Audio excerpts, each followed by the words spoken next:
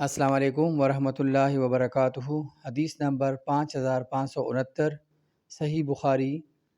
نبی کریم صلی اللہ علیہ وآلہ وسلم نے فرمایا، جس نے تم میں سے قربانی کی تو تیسرے دن وہ اس حالت میں صبح کرے کہ اس کے گھر میں قربانی کے گوشت میں سے کچھ بھی باقی نہ ہو۔ دوسرے سال صحابہ کرام رضی اللہ تعالی عنہم نے عرض کیا، یا رسول اللہ، کیا ہم اس سال بھی وہی کریں جو پچھلے سال کیا تھا کہ 3 دن سے زیادہ قربانی کا گوشت بھی نہ رکھیں؟ ان حضرت صلی اللہ علیہ وآلہ وسلم نے فرمایا کہ اب کھاؤ، کھلاؤ اور جمع کرو۔